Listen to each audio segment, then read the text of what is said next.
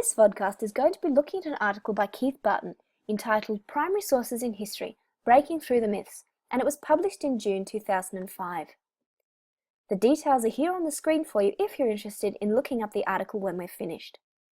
In this work, Barton has proposed 7 myths or misconceptions present in the history classroom when working with primary sources. The 7 myths are as follows. Firstly, that primary sources are more reliable than secondary sources. Secondly, that primary sources can be read as arguments about the past. And thirdly, that historians can use a sourcing heuristic to evaluate bias and reliability. The 4th myth being that using primary sources engages students in authentic historic inquiry. 5th, students can build up an understanding of the past through primary sources. 6th, that primary sources are fun. And 7th, that sources can be classified as primary or secondary. Let's return to the first myth. Barton says that this is not the case, that neither primary or secondary sources can be seen to be more reliable than the other. For despite the belief that primary sources are pure and thus more reliable, such sources have been created for a variety of reasons, and that not all the reasons to do with objectivity. In contrast, secondary sources provide a more complete view of a particular occurrence or personality. The second myth Barton suggests is only the case when a source fits under the category of testimony, but that not all sources can be considered as such. Rather, historians use a variety of sources, for example census records, court proceedings, and photographs, of which most don't present an argument about the past and thus can't be read as one. This third myth I myself experienced at school, the age-old task of evaluating a source for possible biases and reliability. Barton says that whilst this is not a bad thing, it's an extremely limited view of source work, and that historians often select sources because of their particular biases to understand viewpoints. He suggests that to teach students that such work is the sole role of the historian would be to give them an inaccurate picture of the profession. This 4th myth, Barton refutes the idea that the presence of primary sources in a task make the work a more authentic historical inquiry, for rather than working with sources, Barton suggests that historians work with evidence, seeking the most appropriate evidence to answer their particular question, whether it be primary or secondary source. Therefore, primary sources alone cannot be seen as the basis for authentic historical inquiry.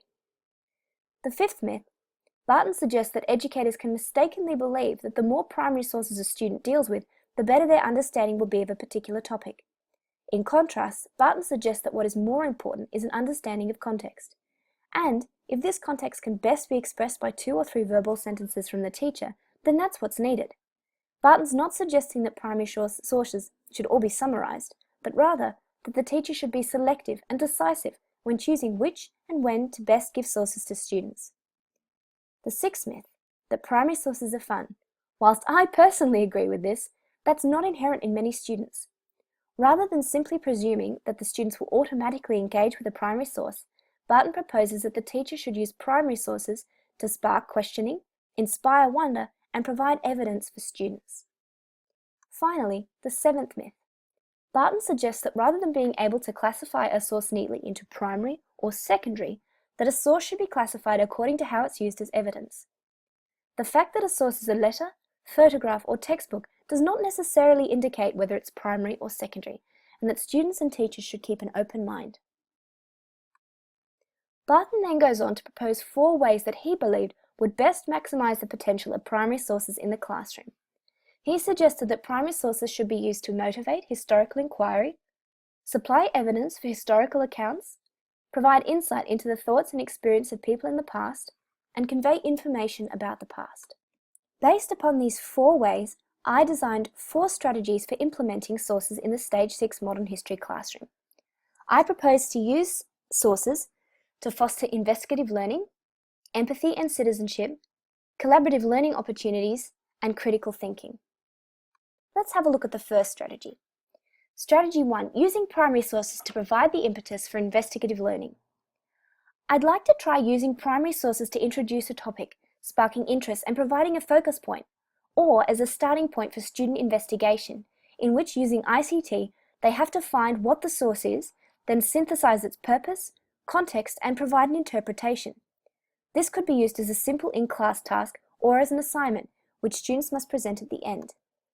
For example, a student may be given this particular cartoon and the quote. They'd then be asked to piece together what it was referring to and suggest an interpretation for it.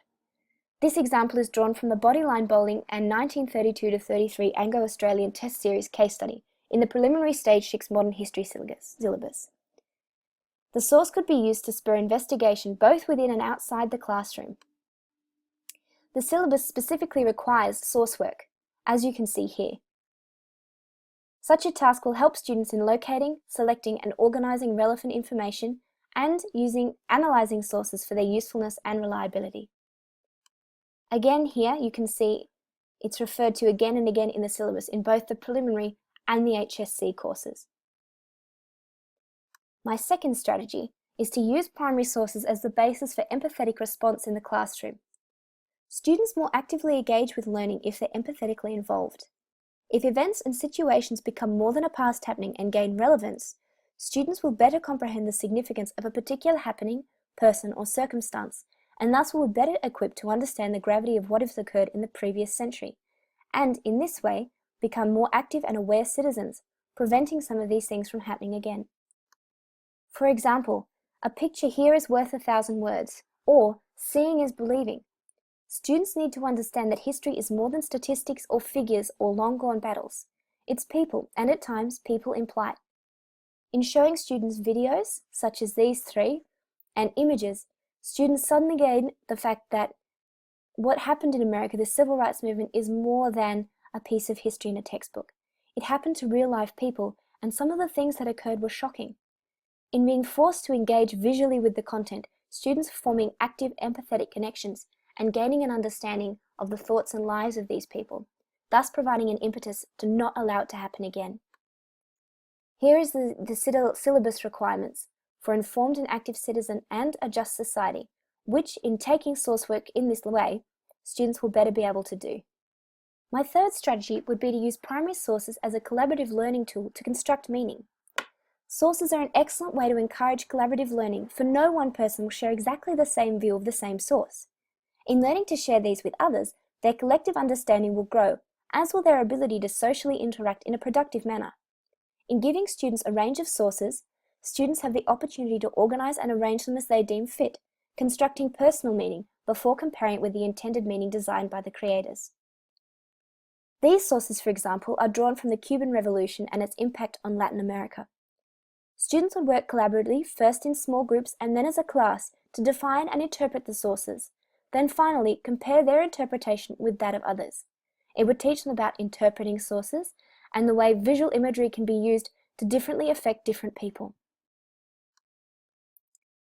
The key competencies state that students are to work together as individuals and members of a group, planning and organising activities and working with each other in teams. Tasks like this will easily apply themselves. My fourth strategy would be to ask students, based upon their knowledge of a topic, to create their own source. This requires students to think critically in choosing their own form of source, as they must select as a source type that best lends itself to their intention. They may decide to make a poster, a diary entry, perhaps a newspaper report or a radio broadcast. ICT could be very easily and simply integrated into this task, asking students to create digital posters, vlogs, podcasts, little films. All of these things will increase their ICT capacities. Again, syllabus requires that students understand how to communicate an understanding of history, and such a task will easily ally itself to that. In undertaking this task, I've realised the importance of professional research. Had I not read this article, I'd have taught according to a number of those myths.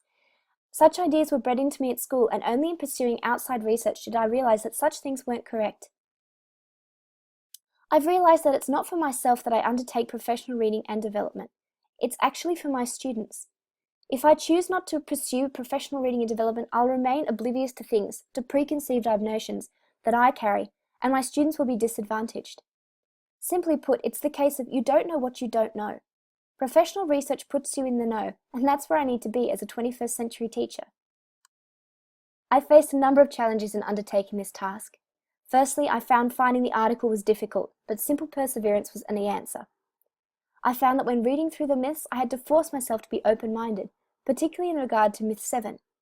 And finally, I found being succinct quite difficult. There's so much you could say, but there's only so much time. Thank you for listening to this podcast, and I hope you've been challenged.